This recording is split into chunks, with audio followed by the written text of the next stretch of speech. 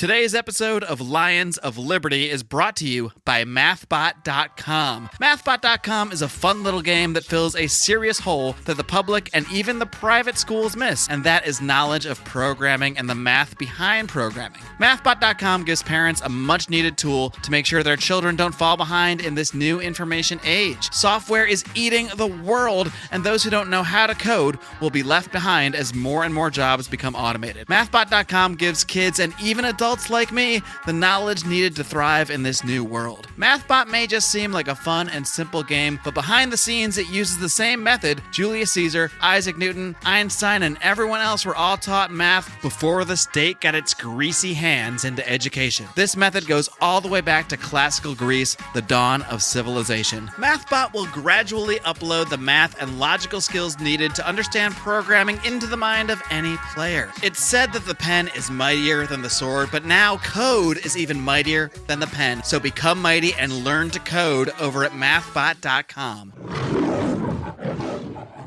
Oh my gosh, I've been a libertarian my entire life. I just didn't know what to call myself. Welcome to the Lions of Liberty podcast. Here's your host, your guide, your shining beacon of liberty, Marc Claire.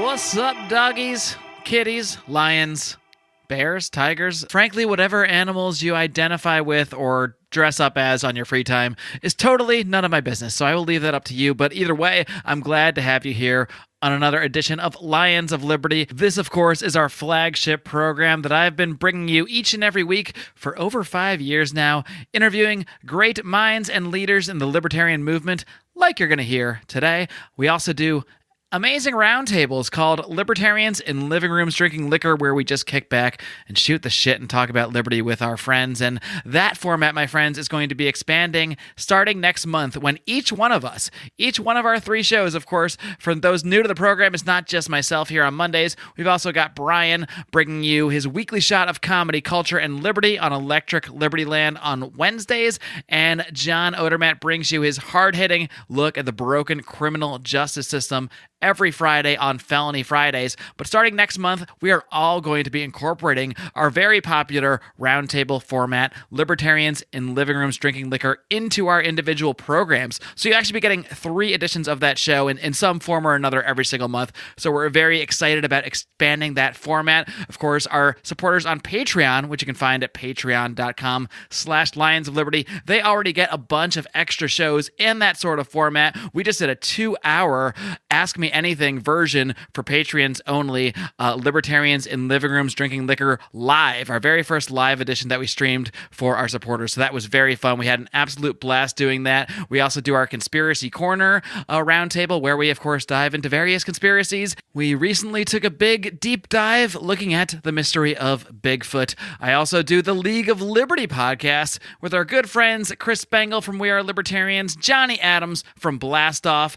and Roger Paxson of the Lava Flow podcast, all friends of this program. And some of you may have heard rumors of a rival show, something called the Legion of Liberty Doom or Doom of Liberty Legions. I don't really know. It's a bunch of second stringers. It's actually our good friends of ours. Dan Smots of The System Is Down, Remzo Martinez of the Remzo Martinez Experience, and my friends from Lions of Liberty, Brian and John, have all gotten together, of course, along with Howie as well, who you're going to be hearing a lot more of with the expansion of our Libertarians in Living Rooms Drinking Liquor format. They all formed yet another bonus show. So this is all stuff you can find by joining our Patreon. Again, patreon.com/Lions of Liberty. That keeps this show running, that keeps this show going, and we reward our patrons very greatly with loads and loads of bonus content. I actually just did a Ask Me Anything while taking a road trip this past weekend. So we keep the content coming, we keep it flowing. Please do check that out. One last thing before we get to today's interview, I want to let you know where you can find today's show notes,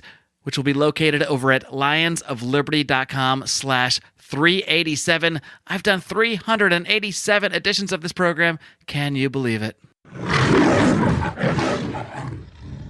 Today's guest is a writer and digital marketer and has authored more than 100 research articles for various libertarian outlets such as the Advocates for Self-Government, the Foundation for Economic Freedom, and many, many more. She is currently the publications manager for the American Institute for Economic Research. I'm very pleased to welcome Miss Chloe Anagnos. Chloe, are you ready to roar? Let's go. I am ready. Did I emphasize the correct syllables on your last name? Let's start there. No, but that's okay. So it's Anagnos. Yes, that's correct. Professional podcasters would have asked you that before the show, but I just kind of do this by the seat of my pants. Well, and I don't really care anymore when people mess up my first or last name. But how do people messed up your first name? Oh, I get called everything. Cleo. Chloe. Chlo. Do real humans call you that? Are you serious? Yeah, like at Starbucks, or they spell my name with a K. Oh, geez. And these are the people we want to teach about libertarianism. Well, and these are the people who want $15 an hour. So I don't know. But yep, just good old Chloe Anagnos. That's me. All right, Chloe. Well, you've done a lot of writing on a plethora of subjects relevant to libertarianism over the years, but I suppose we should start at the beginning. So why don't you first tell us how you became interested in the ideas of liberty? How did you get wrapped up in all this weird libertarian stuff? I think, and I was really reflecting on this in the last couple of weeks, and I think a lot of it stems from the tanning tax that was implemented in 2009. I am a retired pageant contestant, so tanning was a big part of preparation because you don't want to look like a ghost on stage when you're under a bunch of lights.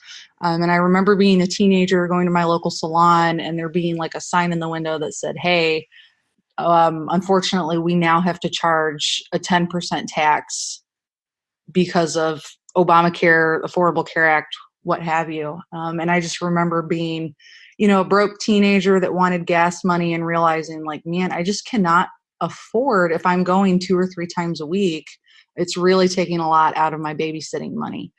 So it really kind of started there and then progressed a lot when I went to college. I was a sophomore in 2012, so I paid a ton of attention. Obviously, when you're on a college campus, election years are huge.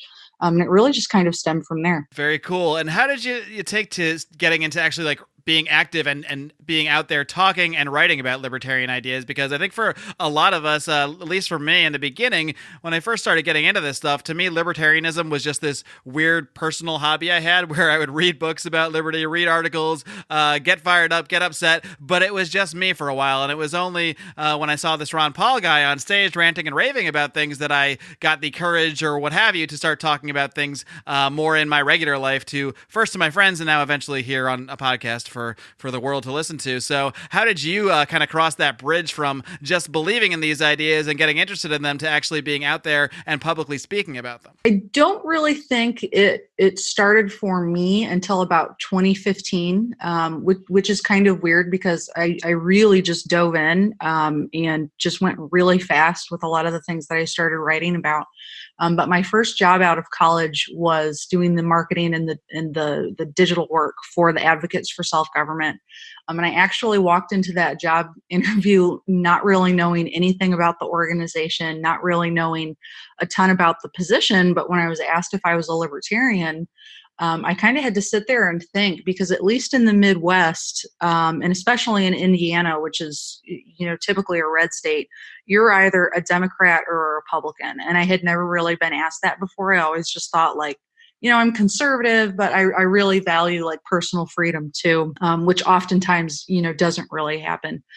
So I really was just this young, fresh out of college person who really had to dive in for my job and realized that, oh my gosh, I've been a libertarian my entire life. I just didn't know what to call myself. It's kind of a difficult bridge to cross, I think, for a lot of people, because so many people are so tied into, I guess, their team. Like you're saying, everyone's either a Democrat or a Republican. And I find even when I hear people say things like, why isn't there just somewhere where we can be, for people that are fiscally conservative and socially liberal, not to coin the Gary Johnson marketing aspect, but when you even bring up, well, no, there's the libertarians. You could be one of those, they kind of give you a crazy look like, oh, okay, yeah. Anyway, I'm going to go back to voting for Republicans and Democrats. So how are you able to sort of break people out of that mindset that this isn't really about a team? It shouldn't be about a team anyway. It should be about ideas. And if it's about ideas, we should actually have a conversation, not just default to, team bad, team good, team left, team right. Right. And I think a lot of that also just came from my job of marketing for the organization, doing the marketing for the world's smallest political quiz. One of the best ways, in my opinion, to get people to kind of realize that they are libertarians, especially if they fall within that quadrant. But I really realized probably 2015, summer of 2015, after I had graduated, I realized that political parties, do they matter to an extent? Sure. But I don't really think it matters in terms of promoting what you actually believe in. And a lot of times, when we have someone new that's in office, whether it's at the local, state, or national level, it's kind of the thing where it's the old boss is the same as the new boss and vice versa. So that's when I kind of realized, it doesn't really help when I'm advocating for candidates, even though I've had a ton of friends and a ton of people that I really like in the different communities that I've lived in who've run for office. I'll always, support them and advocate for them. But I think it's really the system at its core that's just broken. So the way that I've been able to kind of break out of that shell is by partnering with organizations like America's Future Foundation. I'm the Indianapolis chapter leader. I'm able to do a lot in the Indianapolis area to share free market principles and to share, the importance of personal freedom. And I'm also able to do that with a lot of the things that I write about. A lot of people, when they talk to me, especially if they're just getting to know me and maybe they didn't know me in college when I, said, oh, I'm a hardcore Republican. Because, again, being in Indiana, really all you have is a really big and powerful and strong Republican Party. A lot of people, when they read what I write, they have no idea what I am politically, especially if they're not really sure about libertarianism or what it means. So I always try to write that way, even though people who do value the free market and who do value libertarianism get it. But especially like friends from high school are like, wow, I have no idea, where you side. And I don't know. I just always think that's really fun. Sure. I think people get confused, understandably so, when you express views in a way that doesn't fit in to these left and right norms. When, maybe you're pro-choice and pro-gun, and then it just creates a schism in their brain when they go, wait, that does not compute, can't be both things, but that's a good thing, because I think that blowing someone's mind open a minute is actually what gives them pause and makes them listen to you a little bit more so than if you're just kind of towing a company line, maybe even saying the same thing, but in a more kind of in a way that sort of fits more inside with the left or the right. Right. And I think what's really important too is to use personal examples. And so I always talk about how, at least with my younger friends who are younger than 30. I talk about how, when you just graduate from college, you're finally making money. You feel like you're the richest person in the world, even though you're not. But I talk about that roughly if you're, somewhat middle income starting out pretty okay, you probably pay anywhere from $10,000 to $12,000 in taxes in Indiana a year. And I always ask my friends, would you rather give that money to the government, keep it for yourself and use it however you want, or, give it to the charity of your choice? And they always say, oh, I'd rather give it to, this charity that I advocate for, or I'll pay off, part of my student loans. And I say, okay, so then why are you giving it to the government, or why do you advocate for political parties that want to just give that money to the government? And that's kind of where I'm able to get in and then start that conversation. Because again, kind of like what you talk about, or at least what you talked about earlier, a lot of people just, I don't know if they're ignorant. I think people understand the ideas behind taxation, but they don't really look at it at its core. And it's kind of one of those things where, if it's hidden away and not really talked about a lot, people are okay with it. And so that's where I'm able to really connect, at least with younger people, especially recent college grads. I want to tick back to something you mentioned a few minutes ago. I'm sure many of my listeners are already familiar with it, but you mentioned the world's smallest political quiz that was, of course, created by David Nolan, who's one of the founders of the Libertarian Party as well. Why do you find that world's smallest political quiz so effective? Can you just describe what it sort of brings out in people when they tend to fill it out?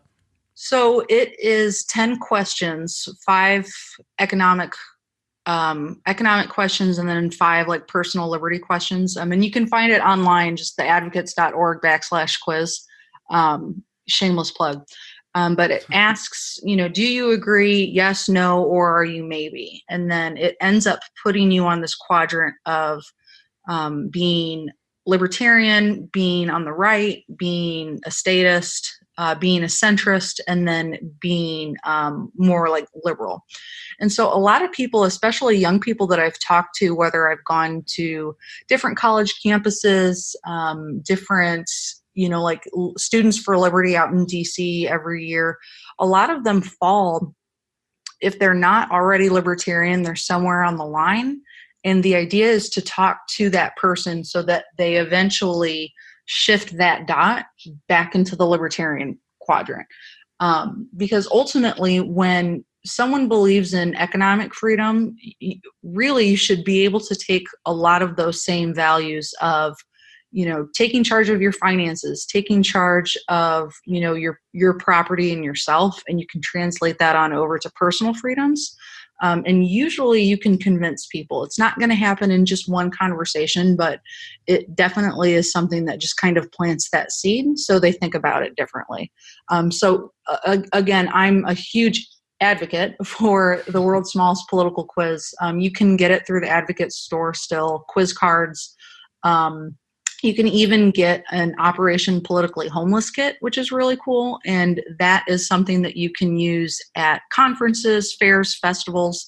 And it's like a giant quiz poster. And then you can, what I used to do is I'd give people dots so they'd put them on the poster, which was really fun. And then you can kind of see collectively where people were at any given time. So it's really a good way to do it. When you do those with like large groups, do most people kind of end with the intended result of being sort of in that libertarian area? Well, and sometimes I'll ask people like, they'll take the quiz and then they'll put the sticker on the poster and they'll be like, oh, well, I always thought I was, a Republican. I was, conservative, and their dot is maybe like right on the line between libertarian or conservative.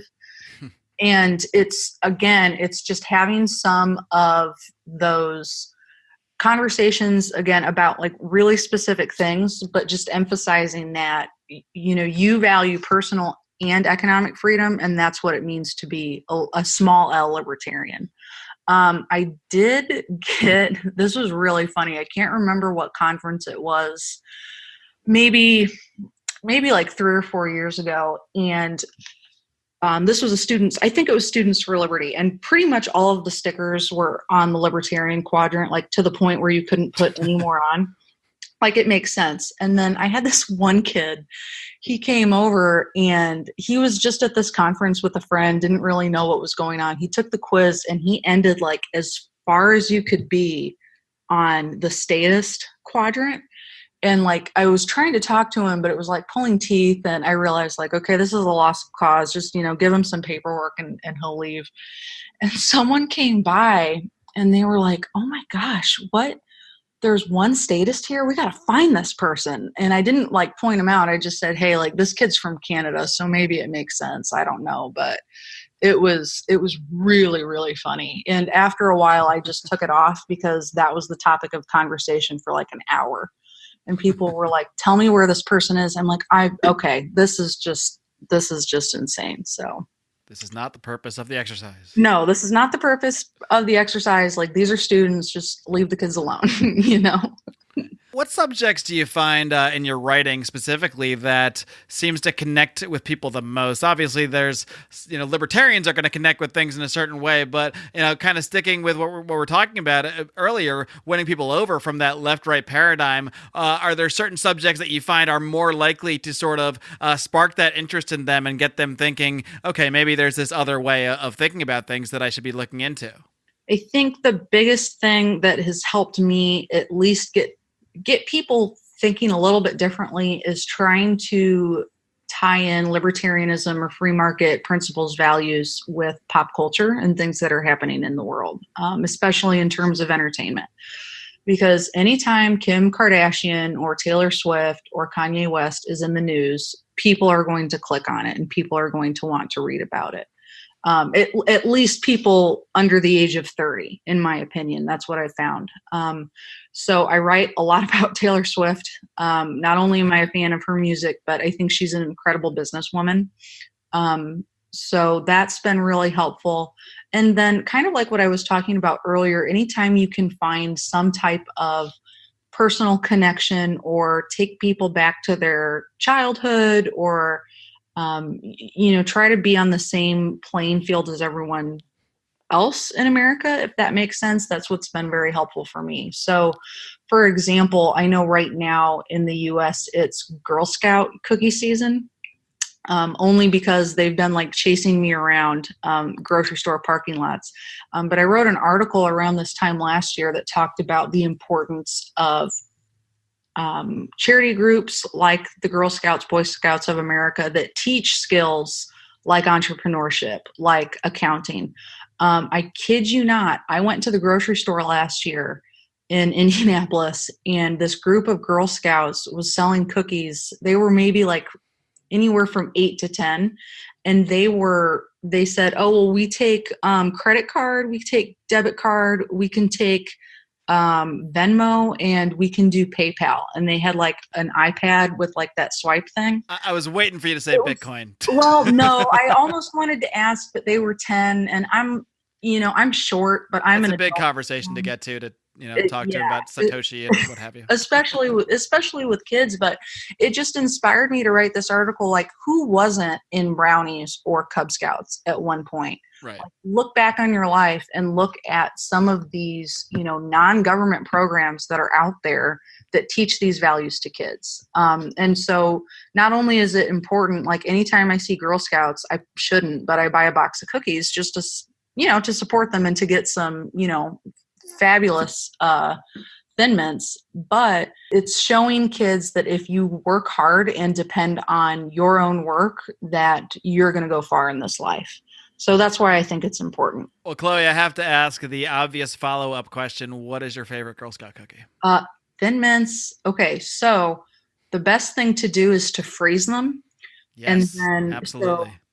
Because they're just delicious. And then I even had, I haven't done it in a while, but you can take a couple of the frozen cookies out, put them in a plastic bag, crush them up, and then do like a Kahlua and Bailey's. Ooh, and now we're talking.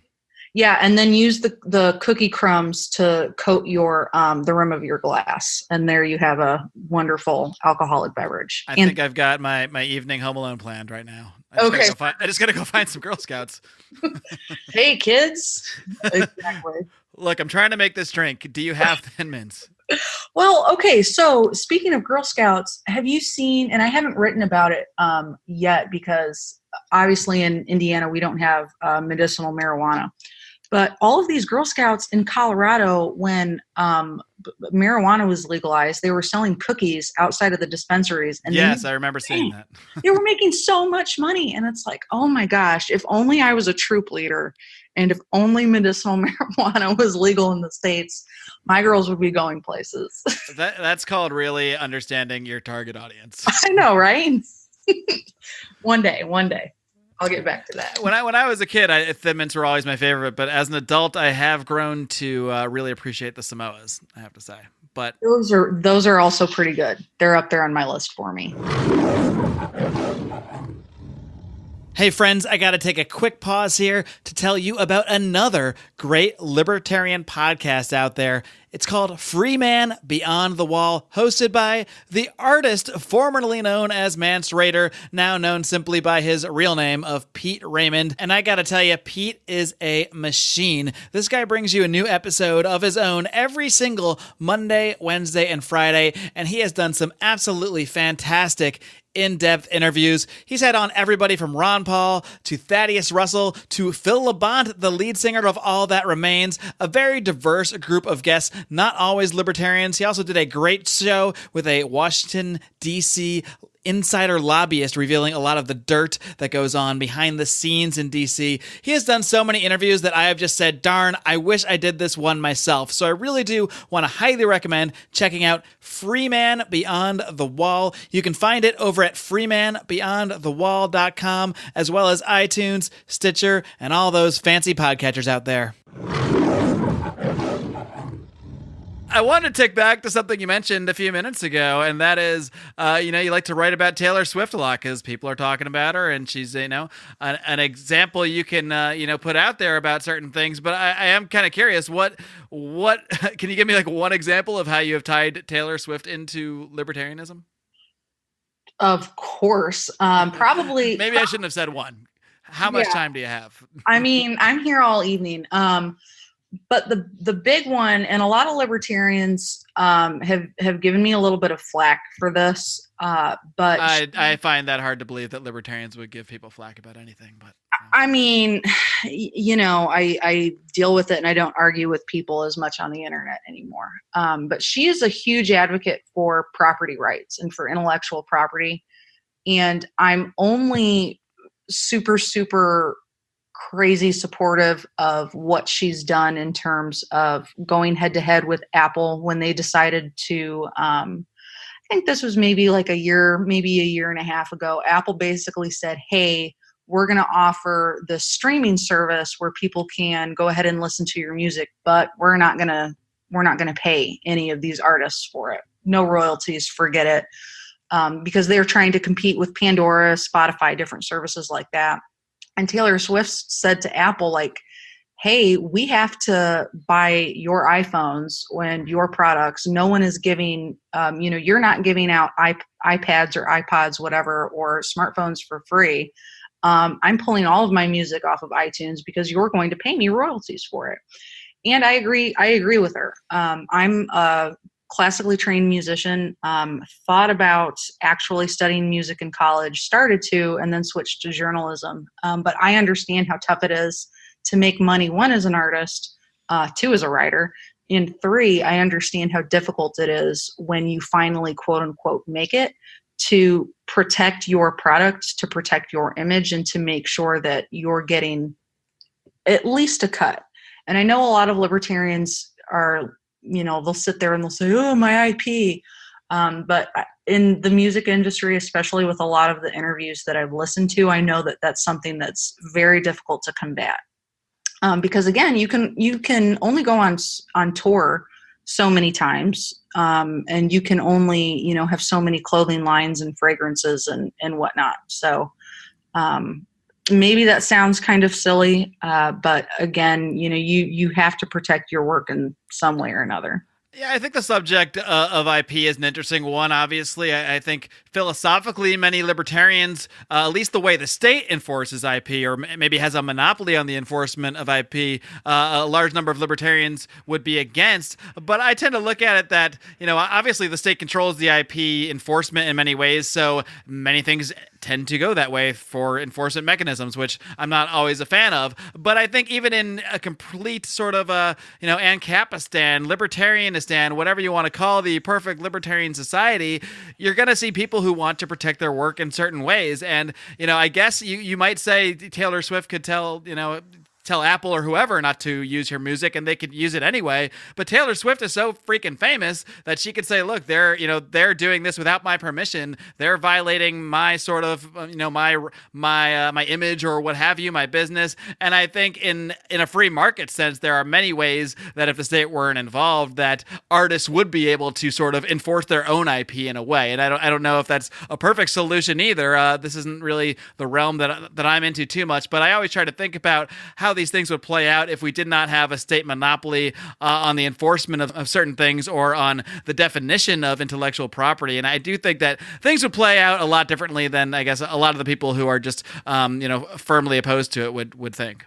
Right. And I think a big thing to remember too is that for people who are making their money off of music, technology has changed so much that not only do they have to, keep up with it, but you also have to worry about people taking advantage, especially with things, like LimeWire, like when everybody would download music illegally, wouldn't pay for it.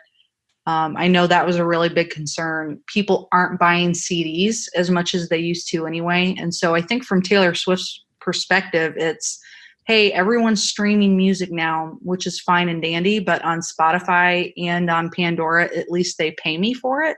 So Apple, you're not going to be any different. I'm just going to pull my stuff and go. And if there's one person you don't want to make angry in the music industry, it's probably Taylor Swift, because her fan base is crazy and I'm kind of one of them.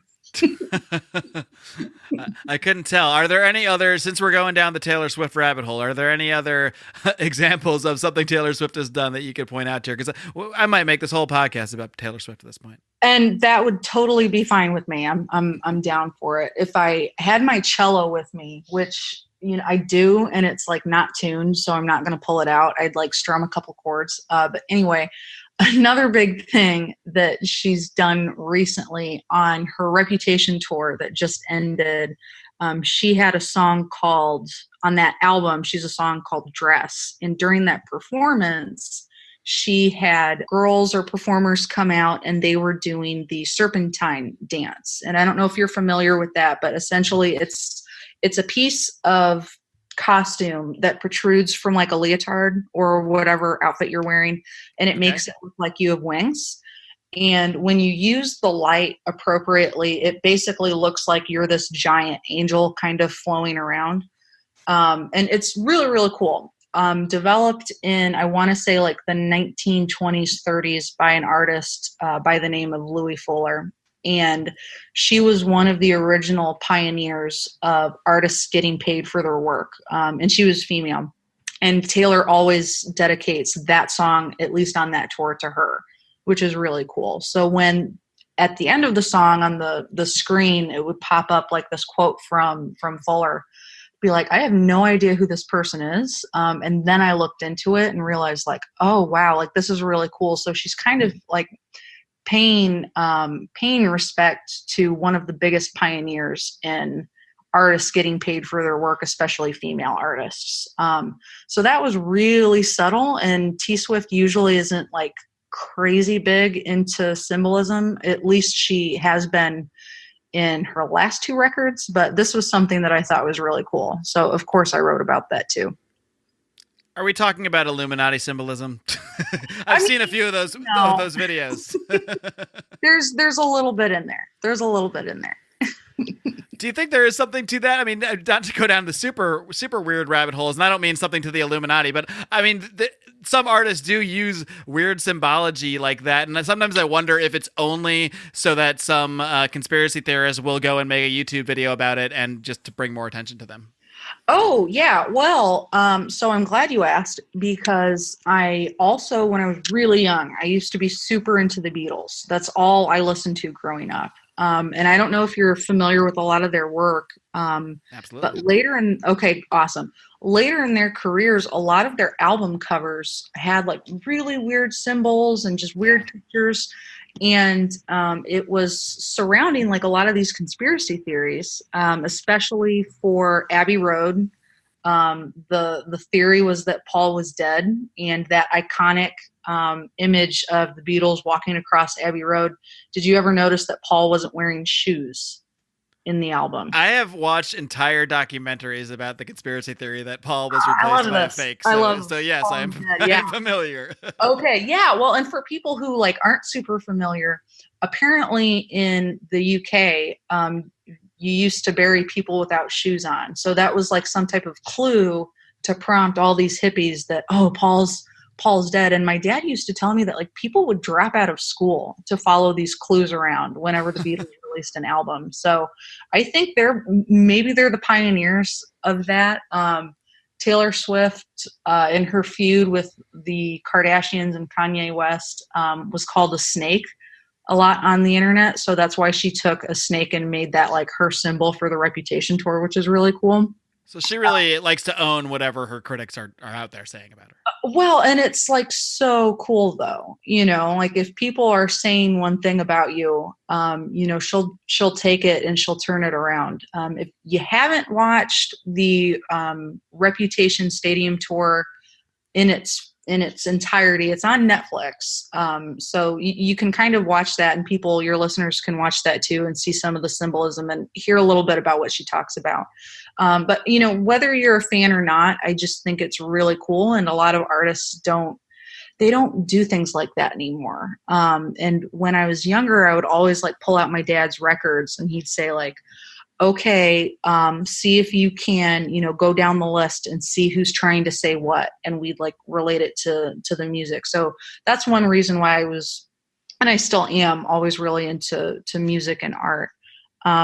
As far as Illuminati symbols, I don't know. I mean, maybe there is something going on there, but again, I think, any press is good press. So if you can get people talking, you might as well be provocative in some way.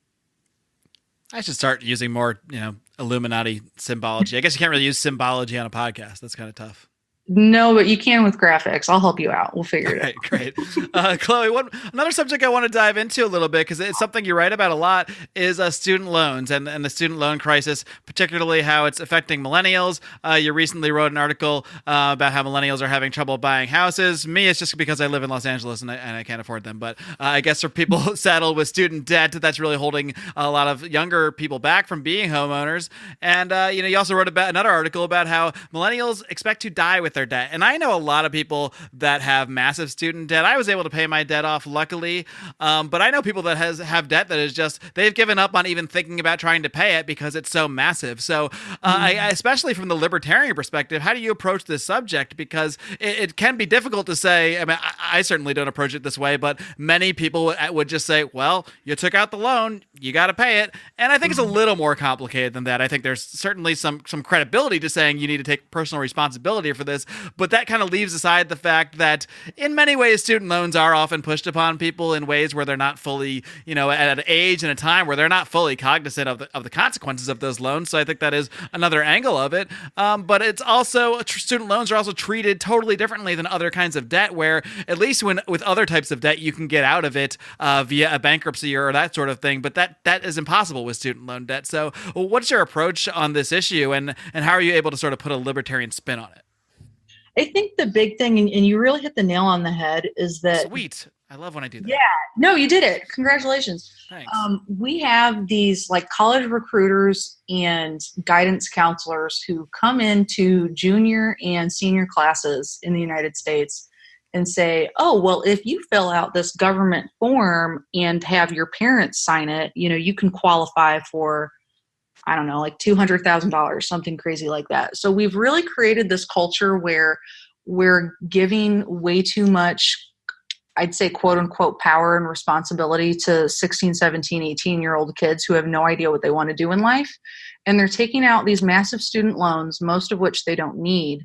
And then here's the other thing, like you said, they're treated completely differently. I mean, you don't even have your credit checked, at least to my knowledge, when you take out a student loan. So you have these kids who have maybe only worked like a part-time job, taking out massive amounts of money to go study underwater basket weaving at really expensive private universities. And I don't know if that's always the case. I myself, I graduated with no debt. I worked like 10 jobs all throughout college and saved and saved and saved and saved. So I was really fortunate. I have friends who are buried in debt. I have a friend from high school who I think was supposed to go to med school, something like that, ended up dropping out. Now they use their biology degree to work at Starbucks, which is fine. I think Starbucks is a great company. But I think a lot of the responsibility falls on the individual. But at the same time, like, I hate to say like, oh, it's the whole age of consent thing. But when you're 17 or 18 years old and all you care about is Friday night football and what you're going to wear to prom, there should be no reason for these adults to come in and pressure you to make these giant life decisions. My mother has taught at a community college in Michigan for the last 30 years. And I have learned single-handedly that not everybody needs to go to college and not everybody should go to college. So I think a lot of it is a cultural problem, for one. A lot of it, too, is adults getting way too pushy, parents getting way too pushy when their kid should probably just graduate from high school, get a local job, and then maybe go to community college to, test out some classes, see what they want to do, that kind of thing. But ultimately, I'm kind of in the camp where, well, you took out that loan and you have to be responsible for it. But it's really not that crystal clear. Do you see any sort of libertarian / free market solutions to the student debt crisis? I mean, if you could tweak a law here or there. I mean, I always tell people at a minimum, at least make it something you can go bankrupt on, because that would, it would force student loan companies to be a little more discerning with the loans they're giving out. Of course, I would also advocate ending government subsidies immediately. But in terms of solutions for the people already saddled with this debt, I guess that's the only suggestion I can really think of, is at least allow them to go bankrupt. And, maybe in 7 years from now, they can be clear of it and, start a new life. But it is a difficult subject because many people do feel trapped. And, maybe when they were younger, like you said, when they're 17, 18, making these decisions, they were in a completely different mindset, or they were sort of pressured into it. And that shouldn't forgive it altogether. But I do think that it is a major issue when it's treated so differently from other types of debt. Well, exactly. And a big solution, I think, is allowing people to maybe declare bankruptcy, if that's even possible. Something else that I'm seeing are a lot of private companies that are coming in and saying, hey, we will, pay down your student loans for X, or maybe like they're having a contest or something like that.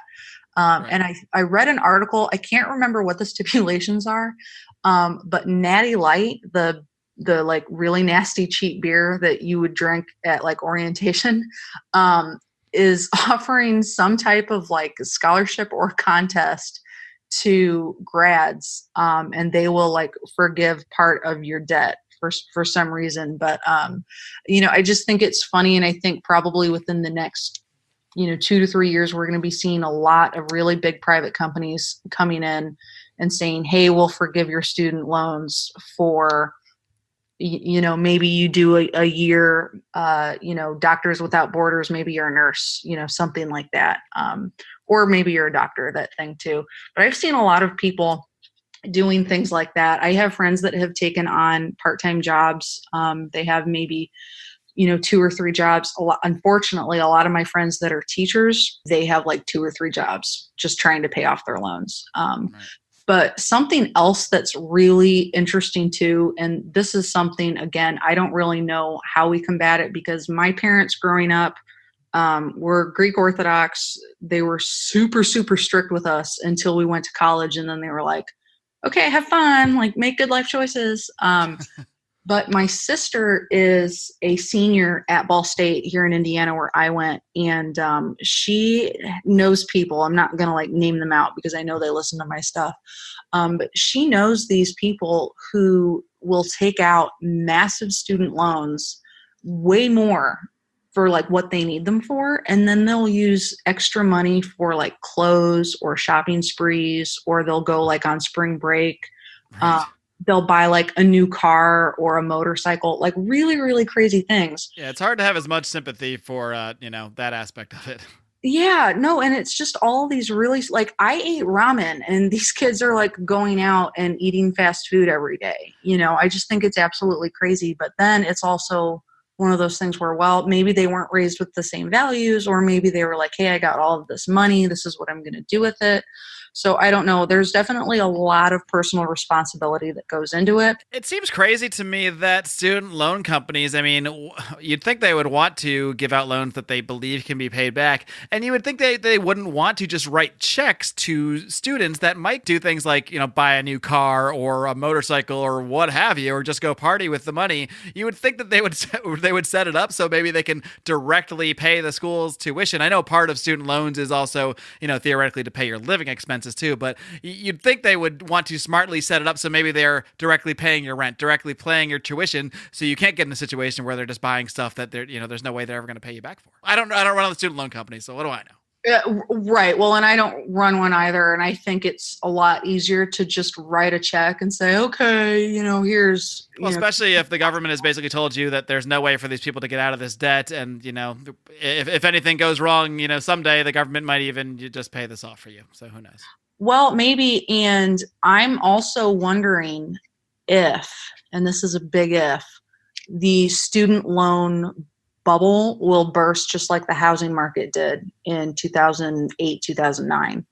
And if we're going to have ourselves another financial crisis when this, the next couple generations of kids come through and are going to these giant universities to study, anthropology or whatever, and then they just end up working, they don't work in their field. So I don't know. I kind of foresee that happening just because I have seen, all of my friends have taken out student loans. I'm the only person that I know of right now who is debt-free from undergrad.